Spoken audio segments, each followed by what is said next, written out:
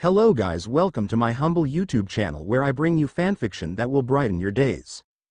Before we start, a subscribe is greatly appreciated, and don't forget to leave a like and ring the bell icon so you won't miss exciting new fanfiction stories. True God in Another World, Tensura x Tbate, by Tempest_King_20. Chapter 17. The Spar Rimuru Pav Zyrus Academy is an institution hailed as the most exalted sanctuary for any of the would-be mages privileged enough to have both the background and talent to enter. There were several other academies scattered throughout the kingdom of Sapin, but needless to say, the level between those second-rate schools and Zyrus was insurmountable. That was the kind of titan Zyrus Academy was. Those who qualified to graduate from this academy were guaranteed a prosperous future and life. It was rumored that the top graduates could even become honorable guards, instructors, or military leaders for the royal family, for the king of the entire race of humans on this continent. Of course, some choose to go the more humble route and focused on research by joining one of the mage guilds. However, it wasn't an exaggeration to say that students of Zyrus Academy were hailed as the true elites, even among nobles. Now, here I was, standing in front of the said academy's director. She was a very tall lady, standing around 1.7 meters, well above the average for the females here. She held herself in a very upright, poised manner. She wore a simple yet elegant robe of navy blue, laced with gold threading. She sported a conjurer's hat, an accessory that looked like an oversized traffic cone that amplified the absorption rate of the surrounding mana but oftentimes came with other functions. Strapped to the side of her robe was a wand that was a crystalline white color with a fluorescent gem attached. Even my ignorant eyes could tell that this wand was extremely valuable. Surprisingly, her face had very soft features that reminded me more of a friendly grandmother next door than an all-important figure of power, but the aura she had around her made her seem fairy-like. Her wrinkles were unable to mask the attractive face that she had. The crow's feet etched on the outer ends of her brown eyes amplified the attractiveness of her smile when she introduced herself, giving her a look of wisdom and experience. It was at that moment that I noticed something extraordinary. A peculiar and unique mana signature emanated from the director, distinct from any I had encountered before.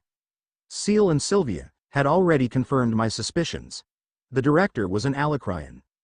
"Nice to finally meet you, Rimuru," she said, her voice carrying a warm and welcoming tone. As we all rose from our seats and approached her and Vincent, she continued, "I've heard so much about you from Virian.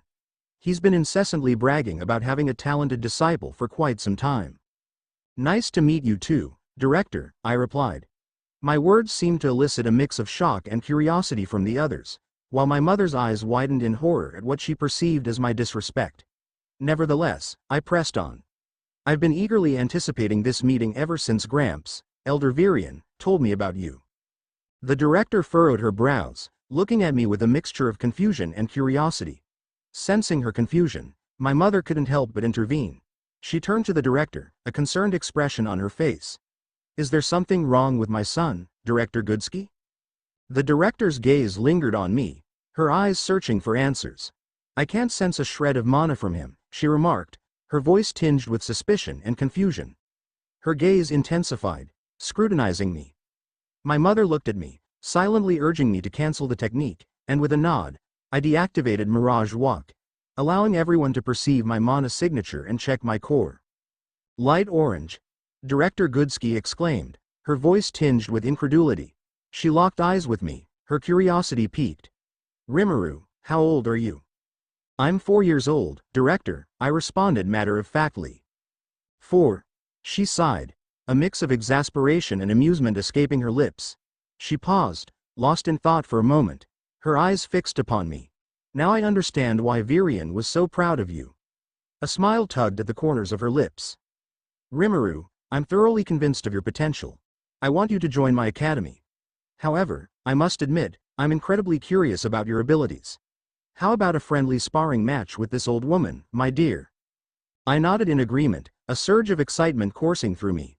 Vincent took charge, directing us to the spacious backyard. My mother protested, concerned that I had just engaged in a battle, but I reassured her that I was still fresh and not fatigued in the slightest. As we arrived in the backyard, the rest of the group settled on the stairs, eagerly anticipating the forthcoming spectacle. Lily's eyes gleamed with excitement, her admiration for me evident. Sylvia's voice echoed in my mind, dripping with a hint of sarcasm. Less than she seems to view you as a celebrity, akin to an actor or an idol, greater than. I couldn't help but chuckle, earning a strange look from the director. But as the director prepared herself, I focused my thoughts on the impending clash. Meeting the director's gaze, I felt a surge of adrenaline coursing through my veins, electrifying my senses. "Ready?" she asked, a mischievous sparkle dancing in her eyes. A surge of confidence welled up within me as I straightened my posture, standing tall and resolute. "Ready," I replied, my voice steady and self-assured. With a deep breath, I braced myself for the imminent magical onslaught, my mind focused and my senses keenly attuned to the director's every move. As soon as the words left my lips, I could feel the crackling energy in the air. The director's eyes narrowed as she raised her hands, and in a matter of seconds, conjured a massive hurricane, a whirling vortex of wind that threatened to swallow me whole, aiming it directly at me, but I refused to back down. Without hesitation, I conjured my hurricane, fueled by my intense focus. The two hurricanes clashed with a thunderous boom, unleashing a tempestuous battle in the arena. The force of their collision sent waves of wind and debris in all directions, creating a chaotic whirlwind that threatened to engulf us all. Despite the raw power on display, neither of us seemed willing to relent.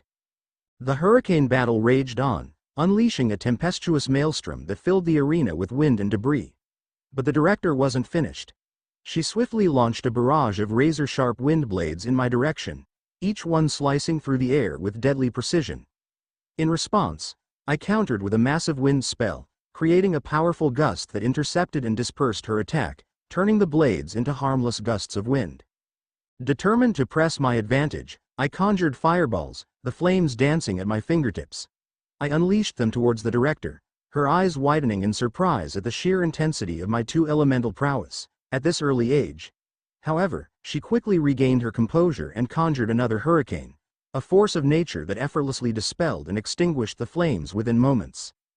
Undeterred, I conjured fireballs once again, but this time, I infused them with swirling winds, creating a tumultuous combination of fire and air. The number of fireballs doubled, the barrage was overwhelming, each blast more ferocious than the last. Yet, the director's concentration did not waver. She called upon the wind, drawing upon its power to counter and dispel the fiery onslaught. Feeling a surge of determination, I gathered my mana, reinforcing myself with its energy, and bolstering my strength. With an intense burst of speed, I propelled myself toward the director, catching her off guard. Her surprise was evident as she hesitated, momentarily overlooking the fact that I was not merely a conjurer, but a formidable opponent in close-quarters combat, an augmenter. As I closed in on her, I conjured a wind blade in my hand, its keen edge shimmering with energy. Just in time, I conjured a pure mana barrier, shielding myself from the incoming onslaught of her attacks. Jumping back, I managed to avoid the onslaught of tornadoes, skillfully utilizing the opposing winds to cancel out the powerful forces. Harnessing the ebb and flow of mana within me, I channeled the power of lightning, electrifying my body and heightening my senses. A surge of static energy coursed through my veins, imbuing me with an otherworldly speed and agility. In a flash of movement, I conjured water arrows, their tips glistening with liquid power. With unwavering focus, I aimed the arrows at the director, their trajectory guided by an invisible hand of precision. The anticipation in the air was palpable as the water arrows surged forward, propelled by the sheer force of my will. But just as the water arrows closed in on their target, I vanished from my position, employing the elusive Mirage Walk spell.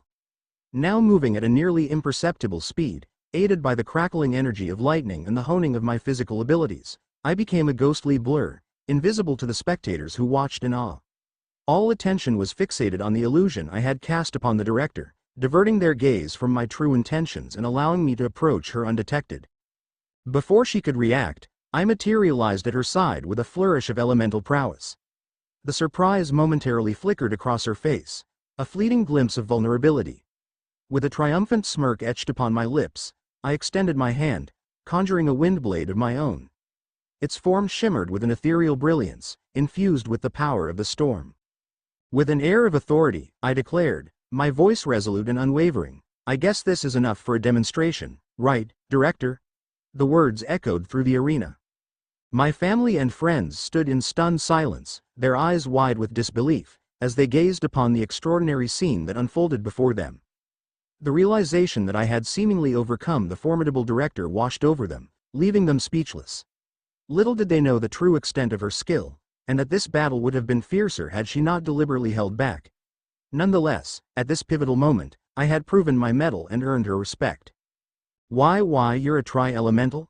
she stammered, her voice trembling with incredulity. A faint smile played on my lips as I corrected her, my voice calm and measured. "Actually, I'm a quadra-elemental augmenter with 3 deviances: gravity, sound, and lightning." The director's eyes widened in astonishment. Her gaze locked on me with a mix of awe and fascination. Her features softened, betraying a flicker of admiration amidst her surprise. For a brief moment, a palpable stillness descended upon the surroundings, as if the very air held its breath in anticipation. Then, the silence was broken by the sound of her laughter. It started as a chuckle but soon escalated into a hearty laughter that echoed around the backyard to chuckle, which soon escalated into a heavy laugh. Abruptly, the silence shattered like fragile glass, yielding to the director's laughter. It began as a low, incredulous chuckle, gradually building into a hearty, resonant laughter that reverberated through the backyard, filling the air with its infectious mirth. Rimuru, on this continent, even possessing a dual element is considered an extraordinary feat, a mark of great talent. The director finally spoke, her voice suffused with genuine amusement. "And yet, here you stand, claiming to be a quadra-elemental with 3 deviances." "Correct." I nodded, and the director gestured for me to demonstrate my abilities. With a steady hand, I summoned the elements to my command, conjuring up gusts of wind, torrents of water, and crackling bursts of lightning. I even summoned sound waves, creating a symphony of tones and pitches that filled the air. When the last echoes of my elemental prowess subsided, the director broke the silence with a resounding applause that echoed through the surrounding expanse. Her eyes shimmered with a newfound appreciation, and a genuine smile graced her features. "Wow!" she exclaimed, her voice filled with unfeigned enthusiasm. "Now I truly understand why Virion chose you as his disciple. Your abilities are nothing short of extraordinary. Mr. and Mrs. Lewin," she continued, turning to my parents. "I want your son to be a part of my academy. If you're worried about the school fee, then rest assured I won't let a talent like Rimuru go to waste just because of something so trivial like money," she declared with a kind smile. "I will give him a full exemption from any school fee," she said firmly, cementing her decision. She knew very well that her school's fees were well beyond the means of any normal family. Apart from noble houses, only a handful of wealthy families in Decathlon could afford such an education. I could see the relief on my parents' faces, their worried expressions making way for grateful smiles, as the director's words sunk in. With the burden of paying my school fees lifted, they could breathe easier and focus on other pressing matters. However, I couldn't help but wonder about the inequality in education that exists in Decathlon. It seems unjust that only a select few families can afford the best education, while others are left with subpar options. I make a mental note to discuss this issue with the director in the future. As we made our way inside the house, Sylvia voiced her concerns. "Less than why did you show her your abilities? Wasn't it supposed for you to be low? Greater than?" she asked, her tone tinged with skepticism. Greater than to earn her trust, I have to trust her. Besides, I want to secure a prominent position within her academy. Less than. Less than, but why do you need that? What is your plan? Greater than, she pressed, seeking clarity. Greater than, consider this. Less than I began, my voice laced with intrigue. Greater than Cynthia Goodsky, despite betraying Alacria, was spared by Agrona, even though Cynthia is empowering the people of this continent. It raises questions. Less than.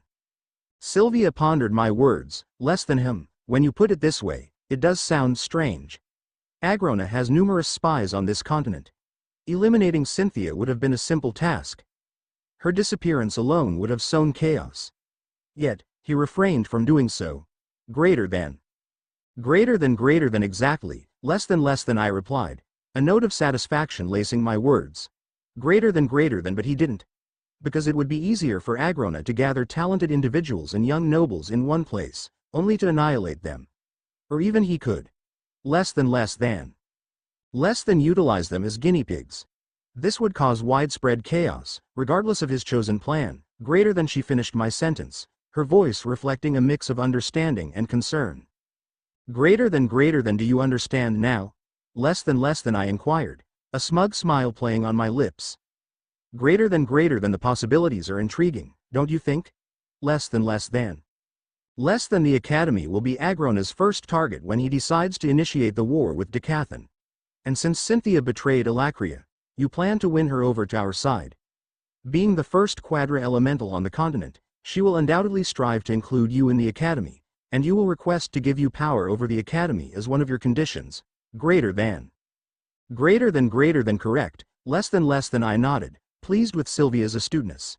Greater than furthermore, by collaborating with her, we can enhance the abilities of the students, preparing them for the impending war.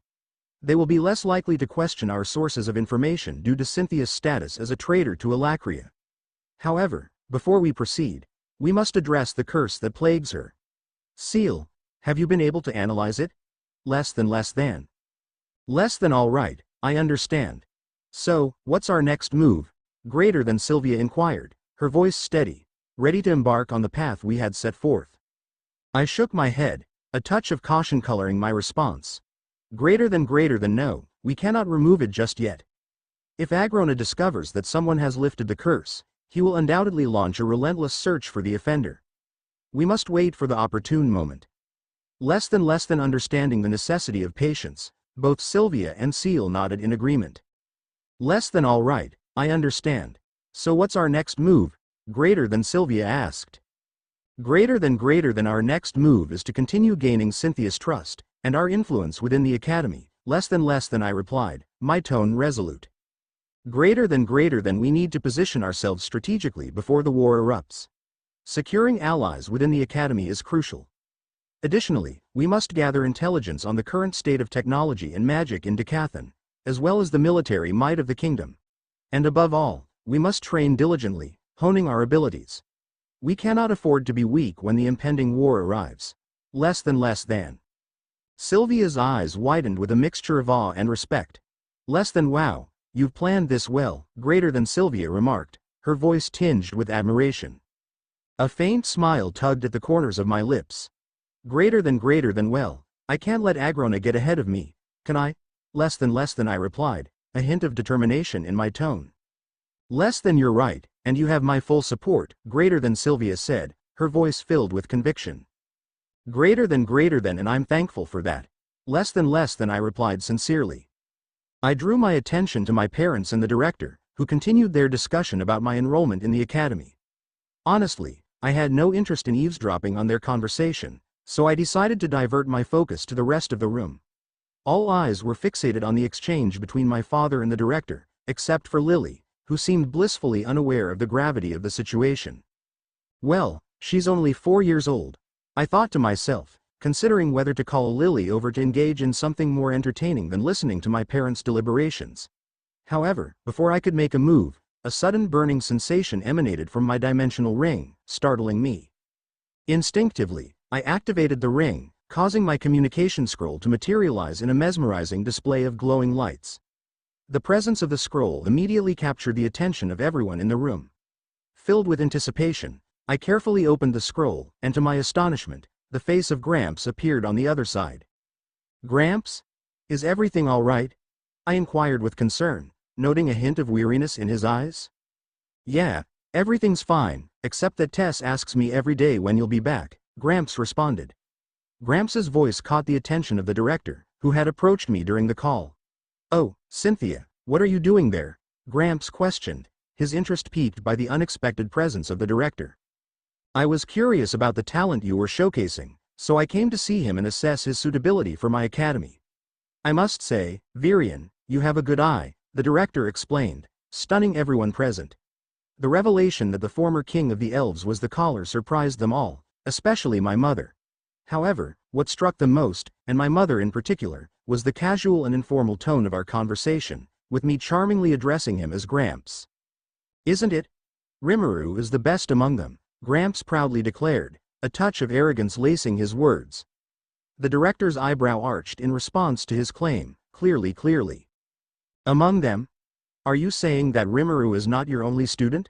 The director inquired, her curiosity fully piqued now.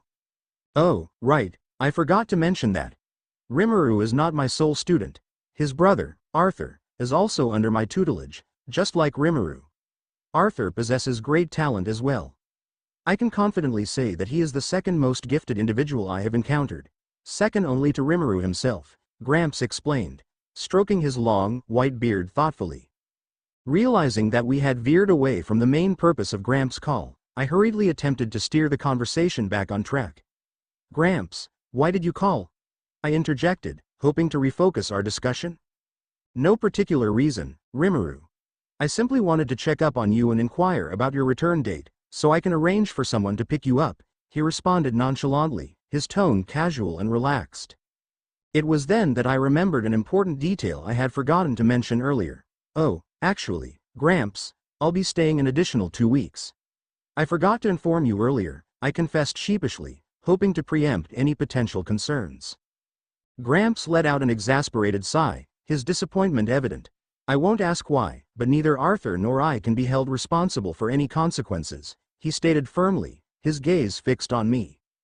Haha, come on, Gramps. She's your granddaughter, and you ought to take care of her, I playfully implored, attempting to charm my way out of the impending predicament. However, his expression remained resolute, offering no indication of acquiescence. Oh, it seems someone is calling for me. Goodbye, Cynthia, Gramps abruptly concluded, his image fading from the communication scroll before vanishing completely.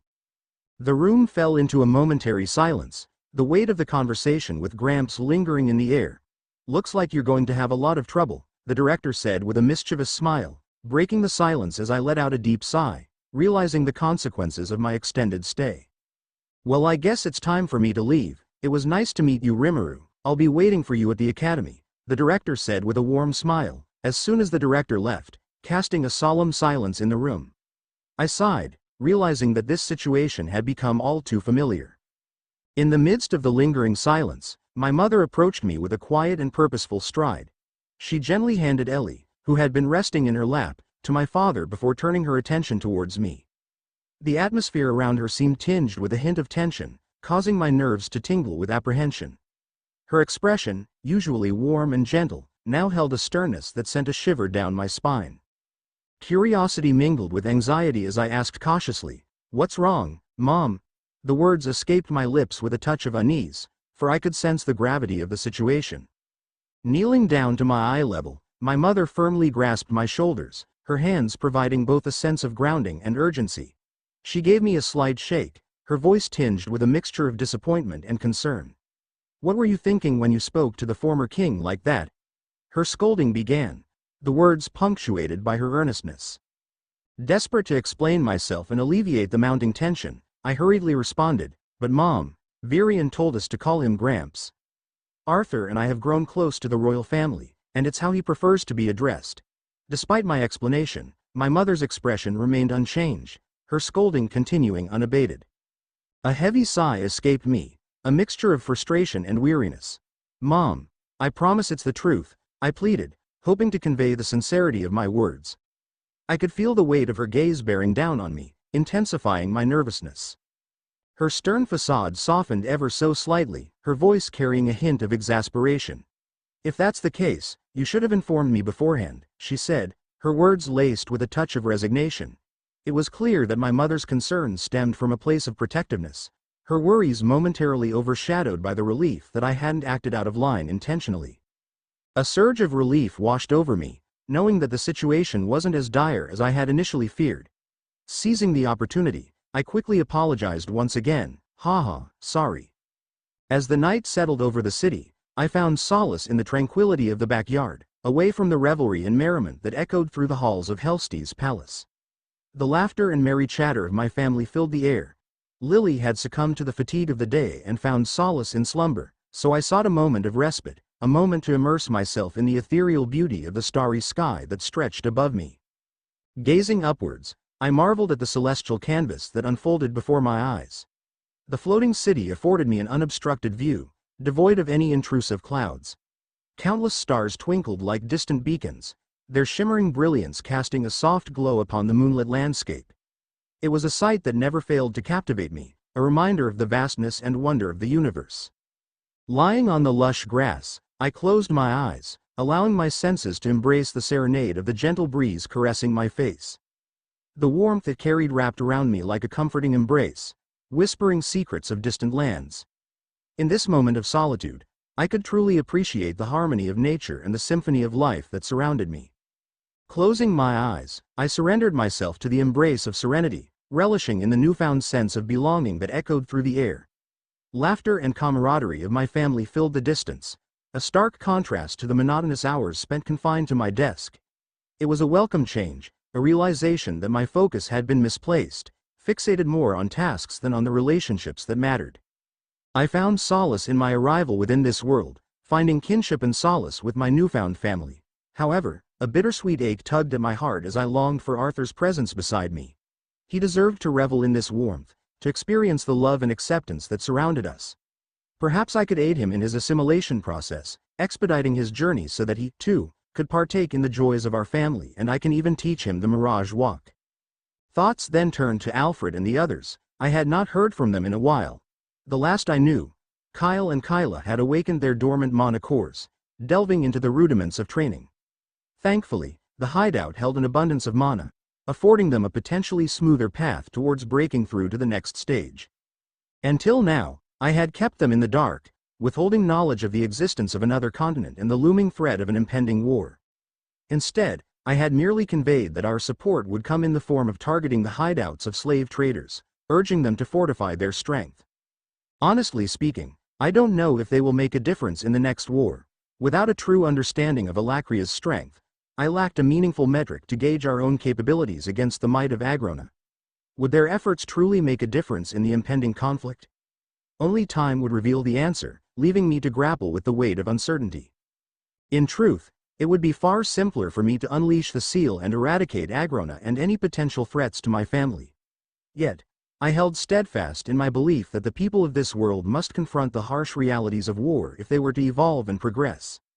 The seal remained untouched, the allure of experiencing everything this world had to offer outweighing the ease of eliminating potential danger.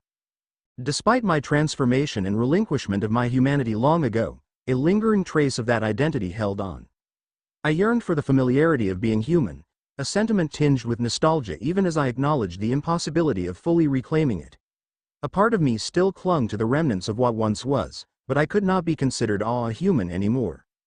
As I lay there, my senses heightened by the stillness of the night, I was abruptly pulled from my thoughts by the faint sound of footsteps drawing nearer. The approach was stealthy, the footfalls barely audible against the backdrop of silence.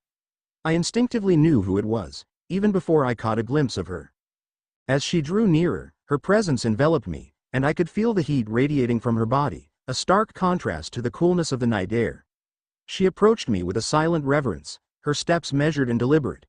Finally, she came to a halt, her lithe form gracefully lowering itself to the ground beside me.